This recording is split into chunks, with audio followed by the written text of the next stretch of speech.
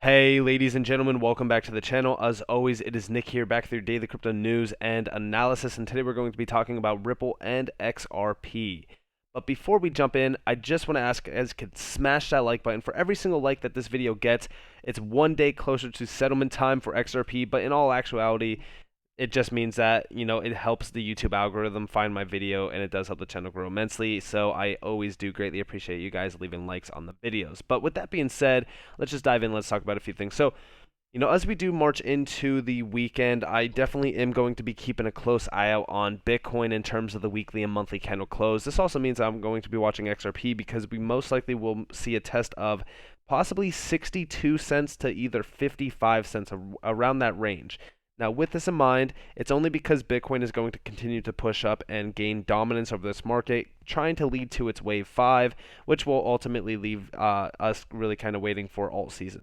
Now, with this in mind, things have been looking pretty good in terms of the 24-hour span. Some altcoins are still green. XDC is one that I have been watching closely. On the 7-day span, we are still seeing some green for the most part, but ultimately, most altcoins are still red on the 7-day span.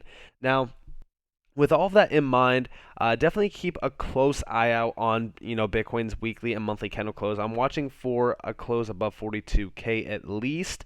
We have to wait to see if we are going to see a pullback today. Indices did close yesterday fairly solid, and we have been watching the dollar in terms of it topping out and gaining some, hitting some weakness and really kind of just falling down on itself.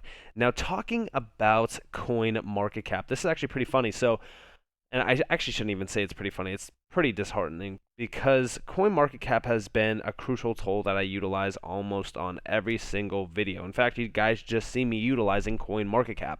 And we've seen a tweet from them, and they utilized an Among Us meme, which, by the way, when has Among Us ever been relevant since like 2020? But we do see here, who's the imposter? And they have a whole bunch of, altcoins, and we do see XRP over here, and they responded saying, the answer is XRP for being controlled and governed by authorities, hence defeating the purpose of cryptocurrency. All the other coins in this are decentralized and are basically people's crypto. Last time I checked, Ethereum is definitely not decentralized. We've discussed this. But also, it's the idea that we know XRP is decentralized. Everyone always brings up the tokenomics and says, oh, Ripple holds 50 billion in escrow. Guys, you understand that escrow is to power on-demand liquidity corridors. They literally give them XRP so that they could utilize it as liquidity in terms of on-demand liquidity corridors. It's crazy that people don't realize this. The liquidity escrow actually helps the network run. So again, when we look at XRP in terms of its supply, it is still extremely decentralized. It is not controlled by an entity. Ripple does not own XRP. XRP is not Ripple. Ripple and XRP are completely two different things. So when I seen this from CoinMarketCap, I just could not help but get a little bit frustrated. And I even said, wow, yikes, CoinMarketCap, this is for sure a new low for you guys. The XRP community can't even tell you how idiotic this statement is. And I want to hear from you guys. What do you think about this statement down in the comments below? I want to hear from all of you. Now, also, shout out to Stefan Huber Justice. It's LeerZeit on Twitter. I wasn't going to try to pronounce it. I'll probably butcher it. But here is the source for this, by the way, from law.com. And here we have it. You won't believe what I just found. JP Morgan, Alibaba, Swift partnered in 2017 to revolutionize cross-border payments with Ethereum. And which law firm represents both of them? That's right, Simpson Thacher. That's the tweet. Oh yes, before I forget, boom. And the funny thing about this is this actually kind of proves exactly why XRP was the main target point for the SEC in terms of, again, corruption around Ethereum. We know Clayton went to One River, which is an Ethereum and Bitcoin maxi, basically, hedge fund. When we look at this, this is all around cross-border payments with Ethereum, and we know that XRP was the main bread and butter for the cross-border payments market, which is a $156 trillion market. I still believe that XRP is definitely going to take over in that area.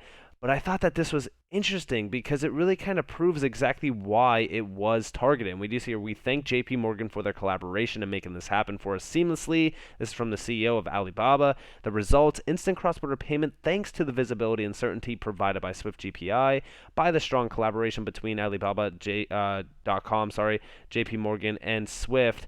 And this is coming from the head of corporate banking Asia Pacific, JP Morgan. And we also do see here Simpson Thacher to rake in $16 million for Alibaba's IPO. Not only that, but here we have JP Morgan and Simpson Thacher basically going to court with the SEC in terms of a $125 million settlement.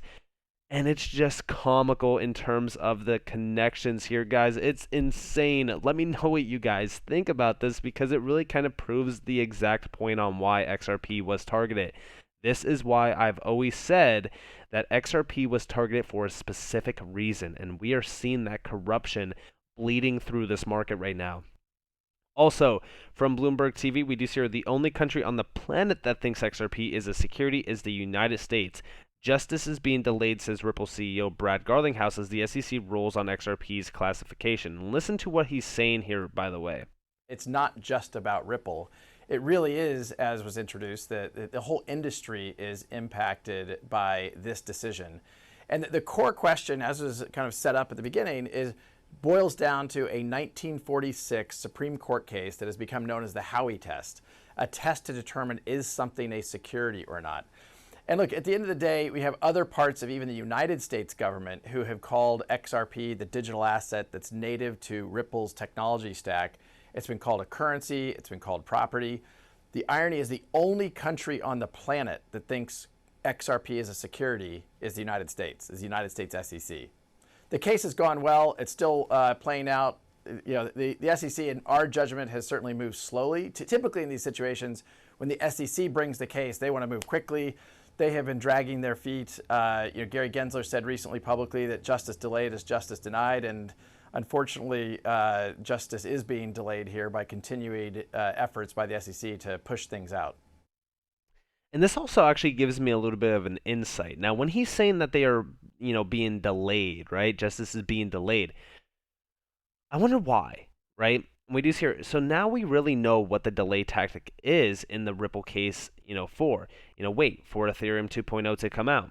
But is this the case? Because Ethereum 2.0, if they do, move to proof of stake, I could definitely see them utilizing it for something like this. But at its current point, Ethereum can't scale, especially for something like cross-border payments. I still think that it is 100% inefficient compared to what XRP and Ripple has built, aka Ripple with XRP. Now, of course, when we talk about settlements, we did see the judge basically hint at an earlier settlement. And we do see her, that's a pleasant surprise. Shout out to Jeremy Hogan here. Judge Torres has, fancy Latin word for because she wants to and can, moved up the schedule for summary judgment briefs to November 15th. What do I take from that? She wants the Ripple versus SEC case over before Christmas.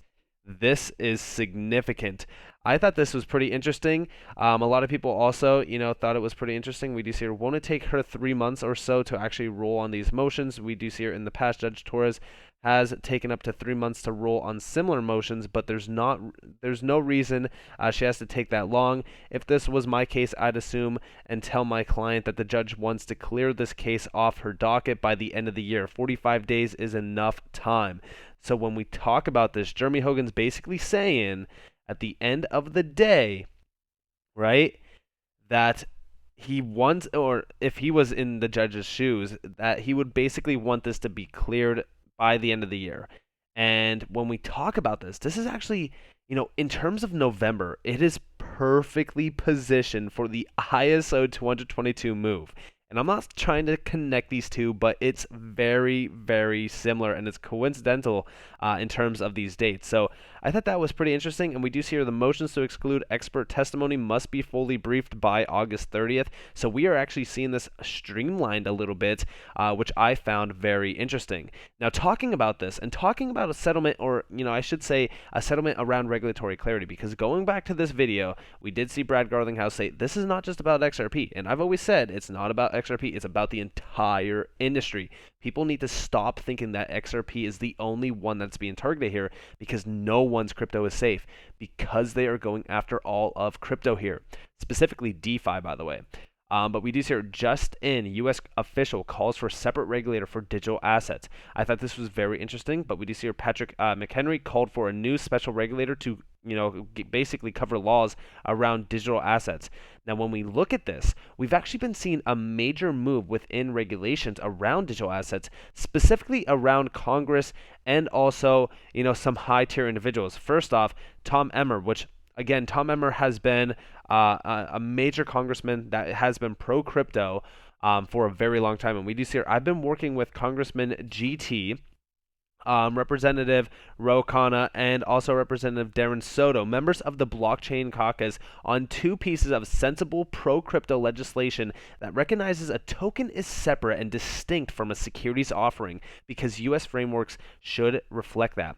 With the new term investment contract asset, by my bill, Securities Clarity Act, separates a token from a securities contract in existing law, allowing the SEC and token issuers to easily determine when a token is offered as part of a securities contract and when it is not. The Digital Commodity Exchange Act, reintroduced today by my friend Congressman GT, gives the CFTC the authority to regulate crypto spot markets, streamlining regulation for exchanges and providing a place for tokens deemed not securities, digital commodities to trade. I'm proud of the nonpartisan work of Blockchain Caucus members. Guys, we are seeing regulations being streamlined.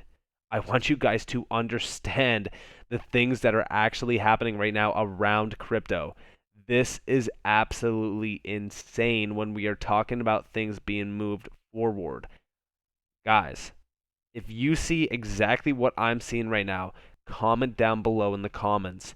Because when we look at the things around the entire Ripple lawsuit, okay, it's always been centered around one thing, and that is regulatory clarity. When we talk about regulatory clarity, everyone always asks me, why is it so important? Why is it so important? Guys, do you not understand how much capital is sitting on the sidelines just waiting to enter this market? And the only thing holding those individuals out of this market is regulatory clarity. Some of these financial institutions are scared to jump into crypto because of regulations. They don't want to face the repercussions of jumping into crypto too early before, again, clarity is here. But when we look at things, it almost looks like clarity is being streamlined, not only from this case, but also from, again, these congressmen. So I'm very, very keen to watch what unfolds within this. I'm very, very interested to see where we are, in a few months from now, specifically in regards to not only regulations, but also this market, because this market is boiling up. And I actually just tweeted about that earlier today, where I was talking about where we currently are in terms of the market structure. So with that being said, I hope that you guys enjoyed this video. If you guys did, definitely leave a like, subscribe, turn notifications on if you guys want more free content. You guys are more than welcome to follow me on Twitter and join the free Discord down in the description below. As always, up to you all, have a beautiful day or a beautiful night wherever you guys are in this beautiful world. This has been Nick. Peace out, guys.